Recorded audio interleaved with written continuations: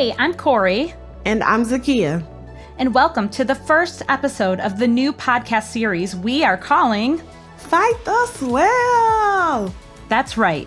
This podcast will cover all kinds of topics related to hereditary angioedema, or HAE. Both Zakiya and I are living with HAE, so who better than us to guide what will hopefully be a very enlightening series of discussions with our guests. Before we get started, we need to remind you that none of the information discussed on this podcast should replace your conversations with your healthcare provider. Each of us will be speaking directly to our own experience, and your experience may be different. Any questions regarding your health should be directed to your healthcare provider. Okay, so today's episode is called Balancing School or Work with HAE. I think this will resonate with almost everyone living with HAE because most people spend a majority of their day at school or work. And one way or another, HAE is going to affect that. Zakiya, who's going to be helping us with this topic today? Today, we are so excited to welcome Aaron to the show. Aaron was diagnosed with HAE in 1985 and lives with his family in South Carolina. Aaron, welcome to Fight the Swell. Hey, thank you. Thank you for having me. So, Aaron, how has HAE impacted your work-life balance or work? What have been the primary challenges? Well, for me, the impact has been huge. I had to go on disability when I was in my early 30s because I couldn't balance work and home life anymore. I wasn't on any medications for HAE at the time. And my home life, I was raising 3 kids by myself. The youngest was a year and a half, 2 years old. And the stress of the physical stress at my work, I worked in a warehouse, and during the summer, there's no air conditioning. It's very hot in there. And the physical stress of just moving things around, trying to load it in trucks, my body couldn't take it anymore. Wow, that sounds so devastating. I'm sorry that you had to go through that. It sounds like having swells and not having the right medication and some other factors caused you to miss time from your work.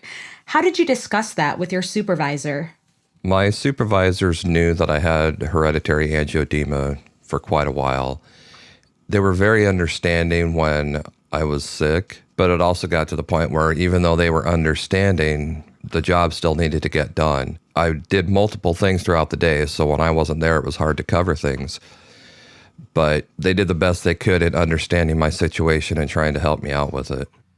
Yeah, Aaron, I definitely understand, the work situation. I currently am in my 30s, and making sure you keep that open line of communication with your supervisor, coworkers, and the HR department is very helpful when, you have those days where being at work is probably not the best, thing to do.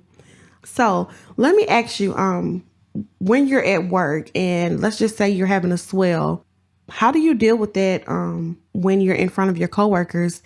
And what would you do differently, now that you wish you had done then? Depending on the swell, I would try and hide it. Sometimes you can't hide it, though. But the biggest thing that I found is just I tried to push through it, and sometimes that wasn't the best idea. And looking back on it, maybe if I would have not hid things so much, maybe I would have had better support from some of those coworkers that didn't quite understand what was going on. Yeah, I definitely can understand that. Coworkers, they can be for you or they can be against you, in my experience, especially when it comes to HAE and making sure, they are properly educated, because sometimes it's just miscommunication or miseducation. Well, that's correct. And if we don't have the proper education, they're not going to have the proper education either. So, Aaron, what's your advice for someone who just got diagnosed with HAE and is concerned about how his or her ability to work might be impacted?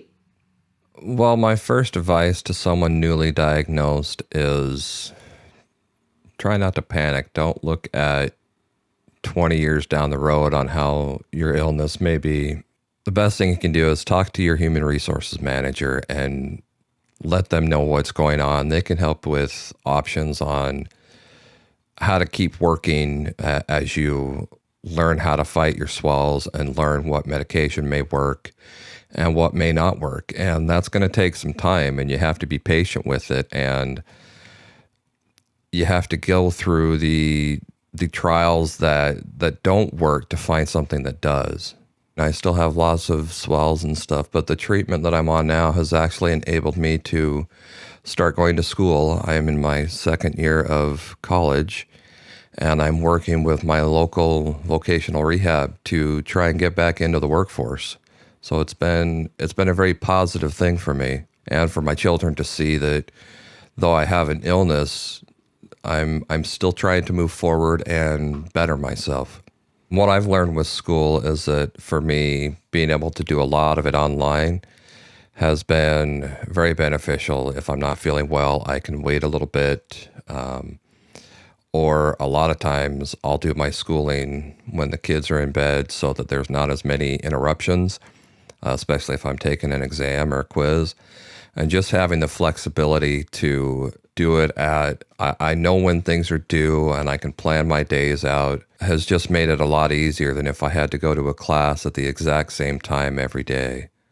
So, Aaron, how does having a treatment that works for you change your dreams and your thoughts for the future? It's changed it a lot because now I have more choices. I've started going back to school. But it's not just about school. I write a lot, and I've written a novel since being on a treatment plan, and I'm trying to get that edited and hopefully published. And it's funny, you're told to write what you know. And in my novel, I actually introduced HAE and was just going to have it be a very small part, and it grew into quite a bit of the story. And after that happened, I'm like, I really wanted to get it published after that because I thought, maybe if someone reads it, they'll connect somehow and say, okay, this makes sense, But for me, it was just being able to accomplish something that I didn't think was possible beforehand. That was the biggest part of it. Yeah, I totally agree with you. Once you get on that treatment plan that works for you, it's so much easier to start thinking of the future and to start thinking of ways to better yourself and to get those goals back in life. I know for me, I started my own business and work from home doing that. And I never would have thought that was possible before getting on the current treatment that I'm on now. Yeah, that's excellent, being able to move forward and contribute. It's such a positive motivator, I think. And doesn't it feel good, like having goals that you can reach again and not feel like you can't obtain them? It's awesome. It gives me a feeling of accomplishment and being able to achieve something. And when I finished my first year of college, it was just amazing that it's a situation I never thought I'd find myself in. And being able to do that and show my kids that, hey, because 2 of my children have the same illness, and being able to show them that it's possible has meant a lot to me. That's so awesome. You're such a great role model. Thank you. So, Aaron, thank you so much for taking time with us today and talking. You're welcome. Thank you for having me. And thanks to everyone listening. We hope you'll join us for a future episode of Fight the Swell. Until then, bye everyone.